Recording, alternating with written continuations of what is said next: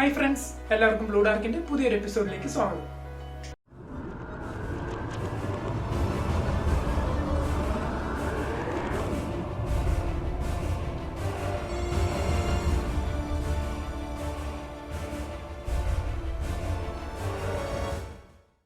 ഈ കാലഘട്ടത്ത് mobile phones പലതരത്തിലാണുള്ളത്. പല കമ്പനികളുടെ ഉണ്ട്, പല മോഡൽസ് ഇറങ്ങുന്നുണ്ട്. ഒരുപാട് മോഡൽസ് എല്ലാം ഇറങ്ങുന്നത് നമ്മൾ എല്ലാവരും കാണാറുള്ളതാണ്. 2020 വരെ നമുക്ക് ഒരു സ്മാർട്ട് ഫോൺ വാങ്ങണമെങ്കിൽ നല്ല എമൗണ്ട് കൊടുക്കണം. അതുപോലെ തന്നെ നല്ല എമൗണ്ട് കൊടുത്താൽ പോലും ആ ഒരു എമൗണ്ടിനുള്ള സ്പെസിഫിക്കേഷൻസ് കറക്റ്റായിട്ട് ഓരോ ഫോണിലും കിട്ടാറില്ല. ഇനി അഥവാ നല്ല സ്പെസിഫിക്കേഷൻസ് കിട്ടണമെങ്കിൽ നമ്മൾ അതുപോലെ ഹയർ റേറ്റ് ആയിട്ടുള്ള ഫോണുകൾ വാങ്ങിക്കണം. ഫോർ എക്സാമ്പിൾ ഒരു 35,000 രൂപ, 40,000 രൂപ, OnePlus, അതുപോലെ തന്നെ ഐഫോൺ, ഇങ്ങനെ വരുന്ന ഫോണുകളൊക്കെ ആയിരുന്നു എല്ലാവരും വാങ്ങിക്കാറുള്ളത്. എന്നാൽ റെഡ്മി എന്ന് പറയുന്ന മൊബൈൽ കമ്പനി മാത്രമേ ഉള്ളൂ അത്യാവശ്യം റേറ്റ് കുറച്ച് വേണ്ട അത്ര ഒരു സ്പെസിഫിക്കേഷൻസ് ഒക്കെ കൊടുത്ത ഫോണുകൾ ഇറക്കിക്കൊണ്ടിരുന്ന ഒരു കമ്പനി എന്ന് പറയാൻ നമുക്ക് റെഡ്മി മാത്രമേ ഉള്ളൂ. എന്നാൽ ഈ വർഷം റെഡ്മി ഇറക്കിയിരിക്കുന്ന ഏറ്റവും നല്ലൊരു മോഡൽ എന്ന് തന്നെ പറയാം, MI Note 10 എന്ന് പറയുന്ന മോഡൽ. അപ്പൊ ഞാൻ അതിനെക്കുറിച്ച് പഠിച്ചു കഴിഞ്ഞപ്പോൾ 15,000 തൊട്ട് പുറകിൽ നിൽക്കുന്ന, അതായത് 15,000 നിൽക്കുന്ന ഫോൺ എന്ന് പറയുന്നതിൽ ഏറ്റവും ബെറ്റർ ആയിട്ടുള്ള ഒരു ഓപ്ഷൻ നമ്മുടെ MI Note 10 തന്നെയാണ്. അപ്പോൾ അത് ഞാൻ അതിന്റെ സ്പെസിഫിക്കേഷൻസ് കാര്യങ്ങൾ എങ്ങനെയൊന്നുള്ളതെല്ലാം ഒന്ന് പഠിച്ചു. അപ്പോൾ അതിൽ നിന്ന് എനിക്ക് മനസ്സിലായത് ഏറ്റവും ബെസ്റ്റ് ഫോൺ, അതായത് 15,000 റേഞ്ചിൽ വരുന്ന ഏറ്റവും ബെസ്റ്റ് ഫോൺ എന്ന് തന്നെ ഇതിന് പറയാം. ഈ പറയുന്ന മോഡലിന് ബാക്കി MIയുടെ റേഞ്ചിൽ നിൽക്കുന്ന എല്ലാ ഫോണിനെക്കാട്ടിലും ഏറ്റവും ബെസ്റ്റ് ആയിട്ടുള്ള ഒരു ഫോൺ തന്നെയാണെന്ന് ഞാൻ പറയുള്ളൂ. കാരണം അതിന്റെ സ്പെസിഫിക്കേഷൻസും അതുപോലെ തന്നെ അതിന് കൊടുത്തിരിക്കുന്ന ക്വാളിറ്റി, ബിൽഡിംഗ് ക്വാളിറ്റി, ഡിസ്പ്ലേ എല്ലാം മികച്ചത് തന്നെയാണ്. അപ്പൊ അതിന്റെ ഒരു ഡെമോയ്ക്ക് വേണ്ടി ഞാനൊരു ഫോൺ വാങ്ങിച്ചിട്ടുണ്ട്. MI Note 10 ഞാൻ വാങ്ങിച്ചിരിക്കുന്നത് 6GB വേരിയന്റ് ഫോണാണ്. 6GB റാം, 128GB ഇന്റേണൽ വരുന്ന ഫോണാണ്. അപ്പൊ അത് നമുക്ക് ജസ്റ്റ് ഒന്ന് അൺബോക്സ് ചെയ്ത് നോക്കാം. അപ്പൊ ഇതാണ് നമ്മുടെ MI Note 10 ബോക്സ്. ഇങ്ങനെയാണ്. അപ്പോൾ എൻ്റെ തൊട്ട് പുറകിൽ തന്നെ നമുക്ക് കാണാം അതിൻ്റെ ചെറിയ സ്പെസിഫിക്കേഷൻസ് ഒക്കെ കൊടുത്തിട്ടുണ്ട്. AMOLED ഡിസ്പ്ലേ, അതുപോലെ തന്നെ 48MP ക്യാമറ, 5000 mAh ബാറ്ററി, അതുപോലെ തന്നെ ഏറ്റവും മികച്ച നിൽക്കുന്ന നമ്മുടെ സ്നാപ്ഡ്രാഗൺ 678 എന്ന് പറയുന്ന ചിപ്സെറ്റ് ആണ്. അപ്പോൾ നമുക്ക് ഇതൊന്ന് അൺബോക്സ് ചെയ്യാം.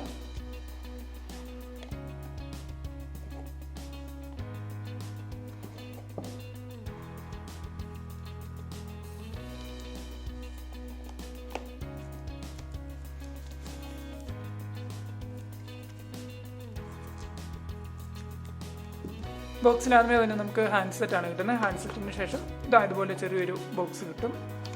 നമുക്ക് ഓപ്പൺ ചെയ്ത് നോക്കാം. അത് ഓപ്പൺ ചെയ്ത് കഴിയുമ്പം സിം ഇജക്ട് ടൂള്, അതുപോലെ തന്നെ ബാക്ക് കവറ്, ഫോണിന് കമ്പനി തന്നെ ഇറക്കിയിരിക്കുന്ന ഒരു ബാക്ക് കേസാണിത്.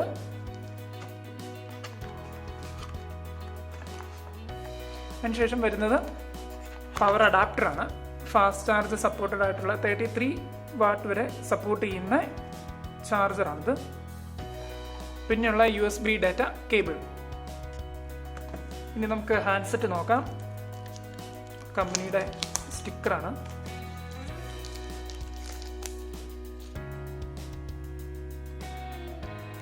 ഫസ്റ്റ് ലുക്കിൽ തന്നെ ഫോൺ നല്ല സ്മൂത്ത്ലിയാണ്. അതുപോലെ തന്നെ ബാക്കിൽ ഒരു 4 ക്യാമറ കൊടുത്തിട്ടുണ്ട്. ബാക്കി വശം ഗ്ലാസ് ടൈപ്പ് അല്ല എങ്കിലും ചെറിയൊരു പ്ലാസ്റ്റിക് മെറ്റീരിയലാണ് ഫോണിന് വന്നിരിക്കുന്നത്. കമ്പനി കൊടുത്തിരിക്കുന്ന പ്ലാസ്റ്റിക് മെറ്റീരിയലാണ് ബാക്ക് ബോഡി. അതുപോലെ തന്നെ ഫ്രണ്ട് AMOLED ഡിസ്പ്ലേ, നമ്മൾ പറഞ്ഞ പോലെ തന്നെ AMOLED ഡിസ്പ്ലേ ആണ്. കമ്പനി തന്നെ ഒരു സ്ക്രീൻ ഗാർഡും അപ്ലൈ ചെയ്തിട്ടുണ്ട്. അതുപോലെ തന്നെ 3.5mm ജാക്ക് ഹെഡ്സെറ്റ് വരുന്നുണ്ട്. നമ്മൾ നേരത്തെ പോലെ Type-C ഹെഡ്സെറ്റ് അല്ല ഇതിന് വരുന്നത്. ഇതിൻ്റെ ഫിംഗർ പ്രിന്റ് വരുന്നത് സൈഡ് മൗണ്ടഡ് ആണ്. ഇൻ ഡിസ്പ്ലേ ഫിംഗർ പ്രിന്റ് അല്ല, സൈഡ് മൗണ്ടഡ് ആണ്. അതുകൊണ്ട് നമുക്ക് എളുപ്പമാണ് ഫിംഗർ പ്രിന്റ് അൺലോക്ക് ചെയ്യാനും. അതുപോലെ തന്നെ ഡിസ്പ്ലേ ഓൺ ആക്കുമ്പോഴും ഓഫ് ആക്കുമ്പോഴാണെങ്കിലും ഫിംഗർ പ്രിന്റിൻ്റെ ഇവിടെ തന്നെ അപ്ലൈ ചെയ്യുന്നതുകൊണ്ട് പെട്ടെന്ന് തന്നെ ഫോൺ ഓണായി തന്നെ ലഭിക്കും. ഇനി നമുക്കിതിൻ്റെ സിം ഡ്രൈവ് നോക്കാം.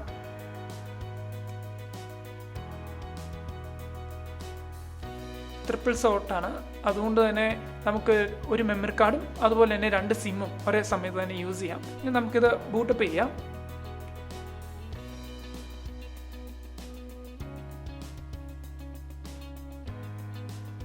ബൂട്ടപ്പ് ചെയ്തു. MIUI 12 ഇത് വർക്ക് ചെയ്യുന്നത്. നമ്മുടെ സെറ്റപ്പ് ഏകദേശം കംപ്ലീറ്റ് ആയി കഴിഞ്ഞു. ഇനി ലോഡിങ് ആപ്സ് ആണ്. ഫോൺ ഹോം ബട്ടണിലേക്ക് പോകും.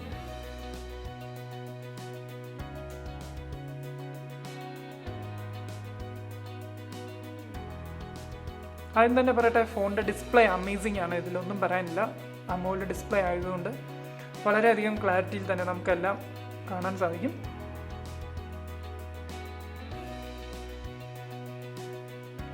അതുപോലെ തന്നെ 6GB RAM ഉള്ളതുകൊണ്ട് സെറ്റ് നല്ല സ്മൂത്താണ്, നല്ല ഫാസ്റ്റാണ്. ഇനി ഇതിൻ്റെ ക്യാമറയെ കുറിച്ച് പറയുകയാണെങ്കിൽ നമുക്ക് ക്യാമറ ഒന്ന് എടുത്ത് നോക്കാം. നല്ല മികച്ച നല്ല ക്ലാരിറ്റിയുള്ള ക്യാമറ തന്നെയാണ്.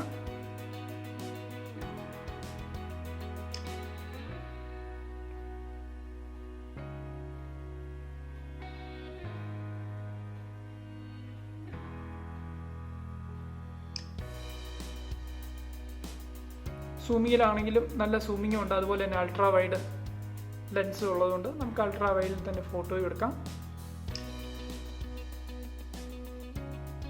അതുപോലെ തന്നെ ഫ്രണ്ട് ക്യാമറ നമുക്ക് നോക്കാം. ഫ്രണ്ട് ക്യാമറ അതുപോലെ തന്നെ നല്ല ക്ലാരിറ്റി തന്നെയുണ്ട്. അപ്പോൾ ഇതാണ് നമ്മുടെ നോട്ട് 10 എന്ന് പറഞ്ഞ ഫോണ്. അത്യാവശ്യം നല്ല സൂപ്പർ ക്ലാരിറ്റി തന്നെയാണ്, AMOLED ഡിസ്പ്ലേ ഒക്കെ ഉള്ളതുകൊണ്ട്. പിന്നെ അതുപോലെ തന്നെ ലൈറ്റ് വെയിറ്റ് ആണ്. 5000 mAh ബാറ്ററി ഉണ്ടെന്ന് നമ്മൾ ഒരിക്കലും പറയുകയല്ല ഈ ഒരു വെയിറ്റ് ഹാൻഡിൽ ചെയ്ത് കഴിഞ്ഞാൽ.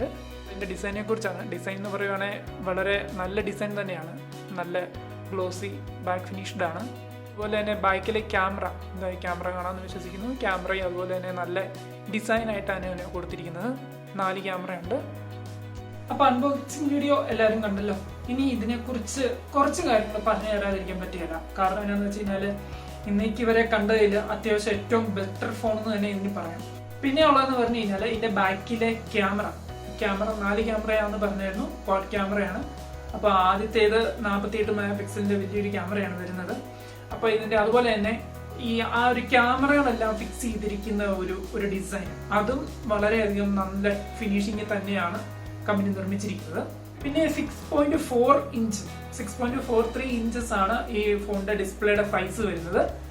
അത് ഫുള്ള് AMOLED ഡിസ്പ്ലേ ആണ്. AMOLED ഡിസ്പ്ലേ ആയതുകൊണ്ട് തന്നെ നല്ല ക്വാളിറ്റി ഉണ്ട് ഡിസ്പ്ലേക്ക്.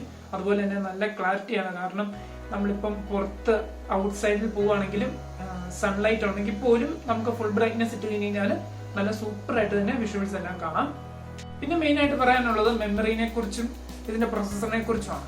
മെമ്മറി എന്ന് പറയുമ്പോൾ ഞാൻ നേരത്തെ പറഞ്ഞിരുന്നു 6GB RAM ആണ്. അതുകൊണ്ട് തന്നെ വലിയ ഹാങ്, ലാഗ് അങ്ങനെയുള്ള കാര്യങ്ങളൊന്നും വരില്ല. അതുപോലെ തന്നെ 128GB ഇന്റേണൽ ഉണ്ട്, 128GB ഇൻക്ലൂഡ് ഓൾസോ നമുക്ക് എക്സ്ട്രാ മെമ്മറി കാർഡ് ഇതിൽ സപ്പോർട്ട് ചെയ്യും എന്നുള്ളതാണ് ഏറ്റവും മെയിൻ ആയിട്ടുള്ള ഒരു ഹൈലൈറ്റ്. പിന്നെ നമ്മുടെ സ്നാപ്ഡ്രാഗൺ 678 എന്ന് പറയുന്ന ചിപ്സെറ്റ് ആണ് ഇതിൻ്റെ അകത്ത് ഇൻക്ലൂഡ് ചെയ്തിട്ടുള്ള കമ്പനി. അതുകൊണ്ട് തന്നെ അത് അത്യാവശ്യം ബെറ്റർ ആയിട്ടുള്ള ഒരു പ്രൊസസർ തന്നെയാണ് ബാക്കിയുള്ള കമ്പനീനൊക്കെ വെച്ച് നോക്കി കഴിയുമ്പോൾ. ഈ ഒരു പ്രൈസ് റേഞ്ചിൽ ഇത് വളരെയധികം നമുക്ക് ഉപകാരപ്പെടും. ക്യാമറയെ കുറിച്ച് പറയുകയാണെങ്കിൽ വളരെയധികം നല്ല സൂപ്പർ ക്യാമറയാണ്. നമ്മൾ ഒരു 15,000 അല്ല ഒരു 20,000 റേഞ്ചിലുള്ള ഫോൺ എടുത്തു കഴിഞ്ഞാൽ നമുക്ക് താരതമ്യം ചെയ്ത് കഴിഞ്ഞാൽ അത്യാവശ്യം ബെറ്റർ ക്യാമറ തന്നെയാണ്. 48 MP ലെൻസ് അത്യാവശ്യം വളരെയധികം നല്ലൊരു ലെൻസ് തന്നെയാണ് വന്നിരിക്കുന്നത്. 8 MP വൈഡ് ആംഗിൾ ക്യാമറയാണ്. എല്ലാവരും ഇപ്പൊ വൈഡ് ആംഗിളിലേക്കൊക്കെ തിരിഞ്ഞിട്ടുണ്ട്. അപ്പോൾ വൈഡ് ആംഗിൾ ക്യാമറ അത്യാവശ്യം നന്നായിട്ട് തന്നെ ചെയ്തിട്ടുണ്ട്. 8 MP ചെറിയൊരു പോരായ്മയാണോ എന്നൊരു തോന്നലുണ്ട്. എങ്കിലും 15,000 രൂപയ്ക്ക് താഴെയുള്ള റേഞ്ചിൽ ഇത്രയൊരു നല്ലൊരു ഫോണിന് വേറെ കിട്ടാനില്ല. കാരണം എന്താണെന്ന് വെച്ചാൽ ഇതിൽ 2 MB മാക്രോ ലെൻസും ഇൻക്ലൂഡ് ചെയ്തിട്ടുണ്ട്. നമുക്ക് ചെറിയ പോയിന്റ്, ചെറിയ ഒരു ഒബ്ജക്റ്റ്, ഒരു ഉറുമ്പ് നടന്നു പോകുന്നു, അങ്ങനെയുള്ള ചെറിയ ചെറിയ ഒബ്ജക്റ്റുകളുടെ ഫോട്ടോസ് എടുക്കാനൊക്കെ വളരെയധികം ഉപകാരപ്പെടും. പിന്നെയുള്ള 2 MB എന്ന് പറയുന്നത് അത് ക്യാമറ ഡെപ്ത് സെൻസിങ്ങിന് വേണ്ടിയാണ്. അപ്പോൾ ഓൾ ടോട്ടലി 4 ക്യാമറയും വെച്ച് ഈ ഫോൺ ഒരു അമേസിംഗ് ആയിട്ടുള്ള ഒരു ഫോണാണ്. വേറെ ഒന്നും പറയാനില്ല ഇതിനെ കുറിച്ച്. പിന്നെയുള്ള ഫ്രണ്ട് ക്യാമറയാണ്. ഫ്രണ്ട് ക്യാമറ ഈ പറയുന്ന പോലെ തന്നെ നല്ല ക്ലാരിറ്റി തന്നെയാണ് ഈ ഫോണിന് നിർമ്മിച്ചിരിക്കുന്നത്. കാരണം എന്താണെന്ന് വെച്ചാൽ 13 MP ഫ്രണ്ട് ക്യാമറ നല്ല ക്യാമറ തന്നെയാണ്. പിന്നെ ഡോട്ടഡ് ഡിസ്പ്ലേ ആണ്. ഡോട്ട് ഡിസ്പ്ലേ ആയതുകൊണ്ട് അവിടെ ഒരു ചെറിയൊരു വട്ടത്തിൽ തന്നെ ക്യാമറ ഉണ്ട്. അത് നമുക്ക് എല്ലാവർക്കും അറിയുന്ന പോലെ തന്നെ ഇന്നത്തെ കാലത്ത് ഇറങ്ങുന്ന ഓൾമോസ്റ്റ് എല്ലാ ഫോണിനും ഇപ്പം ഏകദേശം ഈ ഡോട്ട് ക്യാമറ വരുന്നുണ്ട്. അപ്പോൾ അതുകൊണ്ട് തന്നെ ഈ 13 MP ക്യാമറ എന്തായാലും നല്ല ക്വാളിറ്റി ഉണ്ട്. ഫിംഗർ പ്രിന്റ് എന്ന് പറയുമ്പോഴത്തേക്കും ഡിസ്പ്ലേ ഫിംഗർ പ്രിന്റ് അല്ല, പകരം സൈഡ് മൗണ്ടഡ് ഫിംഗർ പ്രിന്റ് ആണ്. അപ്പൊ നമ്മളിപ്പോ ഒരു ഫോൺ ഇപ്പം ജസ്റ്റ് ഒന്ന് എടുത്ത് ഓൺ ആക്കാൻ വേണ്ടിയിട്ട് പവർ ബട്ടണിൽ ഞെക്കുമ്പോൾ തന്നെ നമ്മൾ പവർ ബട്ടണിൽ ഞെക്കുന്ന ആ വിരല് നമ്മൾ ഫിംഗർ പ്രിന്റ് അൺലോക്കിങ്ങിന് ഇട്ടിട്ടുണ്ടെങ്കിൽ ആ ഓൺ ആക്കുന്നതിന്റെ കൂട്ടത്തിൽ തന്നെ അപ്പം തന്നെ നമുക്ക് അൺലോക്ക് ചെയ്ത് കിട്ടും. അതാണ് ഏറ്റവും മെയിൻ ആയിട്ടൊരു അഡ്വാൻറ്റേജ് ആയിട്ടുള്ളത്. ഞാൻ ഡെമോ കാണിച്ചു തരാം. അതായത് ഇപ്പൊ ഞാൻ ഫിംഗർ വെക്കുകയാണ്, പവർ ബട്ടൺ ഞെക്കിയിട്ടില്ല, അല്ലാണ്ട് തന്നെ ലോക്കായി. ഇനി ഇത് ലോക്ക് ആക്കുക, നമ്മൾ ഓൺ ആക്കാൻ വേണ്ടി ഒന്നും കൂടെ ഞെക്കുന്ന കൊടുത്ത് തന്നെ അത് അൺലോക്ക് ആവും. അപ്പം നല്ല സൂപ്പർ ഫാസ്റ്റ് തന്നെയാണ് ഫിംഗർ പ്രിന്റ് എന്തായാലും. ഇനി പറയാനുള്ളത് ഇതിന്റെ ബാറ്ററിയെ കുറിച്ചാണ്. 5000 mAh ബാറ്ററി ഉണ്ടെന്ന് ഒരിക്കലും ഈ ഒരു ഫോൺ പിടിക്കുന്ന ആൾ പറയല. അതുപോലെ തന്നെ നല്ല ബാറ്ററി ബാക്കപ്പ് തന്നെയുണ്ട്. MIയുടെ കാര്യത്തിൽ നമുക്ക് വിട്ടുവീഴ്ച ചെയ്യേണ്ട കാര്യമൊന്നുമില്ല. നന്നായിട്ട് തന്നെ ബാറ്ററി ബാക്കപ്പ് ചെയ്യും. കാരണം ഞാനും എനിക്ക് ഒരുപാട് ബാറ്ററി ബാക്കപ്പ് ആവശ്യമുള്ള ഒരു വ്യക്തിയാണ്. അപ്പം ഞാൻ യൂസ് ചെയ്യുന്ന MI K20 Pro ആണ്. അപ്പൊ ആ ഫോണിലാണെങ്കിൽ പോലും നമുക്ക് നല്ല ബാറ്ററി ബാക്കപ്പ് കിട്ടുന്നുണ്ട്. ഞാൻ MIയുടെ ഒരുപാട് ഫോണുകൾ യൂസ് ചെയ്തിട്ടുണ്ട്. അപ്പം എനിക്ക് അതിൽ നിന്ന് മനസ്സിലായത് MIയെ സംബന്ധിച്ചിടത്തോളം ബാറ്ററി കാര്യത്തിൽ അവര് നന്നായിട്ട് തന്നെ അതിന്റെ ക്വാളിറ്റി മെയിൻറ്റെയിൻ ചെയ്ത് കൊണ്ടുപോകുന്നുണ്ട്. അതുപോലെ തന്നെ ഈ ഒരു ഫോണിലാണെങ്കിലും 5000 mAh കൊടുത്തിരിക്കുന്നത് തന്നെ വളരെയധികം നല്ലതാണ്. നല്ല മെയിൻ അഡ്വാൻറ്റേജ് കൊടുത്തിരിക്കുന്നത് എന്ന് പറഞ്ഞു കഴിഞ്ഞാൽ ഫാസ്റ്റ് ചാർജ് സപ്പോർട്ടഡ് ആണ്. ഫാസ്റ്റ് ചാർജ് സപ്പോർട്ട് എന്ന് പറഞ്ഞു കഴിഞ്ഞാൽ 33 വാട്ട് വരുന്ന ഫാസ്റ്റ് അഡാപ്റ്റർ നമുക്ക് ഇതിന്റെ കൂടെ ഇൻക്ലൂഡ് ചെയ്തിട്ടുണ്ട്. സാധാരണ ഒട്ടുമിക്ക കമ്പനികളും ചില കമ്പനികളൊക്കെ ഇൻക്ലൂഡ് ചെയ്യാറില്ല. ഫാസ്റ്റ് ചാർജ് സപ്പോർട്ടഡ് ആണെങ്കിൽ പോലും അഡാപ്റ്റർ കുറഞ്ഞ 2 ആംപിയറിന്റെ അഡാപ്റ്റർ ആയിരിക്കും. ഇതെന്തായാലും ഫാസ്റ്റ് ചാർജർ തന്നെ നമുക്ക് ഇൻക്ലൂഡ് ചെയ്തിട്ടുണ്ട്. അതുപോലെ തന്നെ ഇത് കമ്പനി പറയുന്നത് അരമണിക്കൂർ കൊണ്ട്, അതായത് 30 മിനിറ്റ് കൊണ്ട് 50%, അതായത് 5000 mAh ബാറ്ററി എന്ന് നോക്കണം, 50% നമുക്ക് ഫുൾ ചാർജ് ആയി കിട്ടും. അപ്പോൾ ഏകദേശം 1 മണിക്കൂർ അല്ലെങ്കിൽ 1 മണിക്കൂർ 10 മിനിറ്റിനുള്ളിൽ ഈ ഫോൺ 5000 mAh ഉള്ള ഈ ഒരു ഫോൺ ഫുൾ ചാർജ് ആയി കിട്ടുമെന്ന് തന്നെ നമുക്ക് പ്രതീക്ഷിക്കാം. എന്തായാലും കിട്ടും, കാരണം MI ആയതുകൊണ്ട് നമുക്ക് വിശ്വസിക്കാം.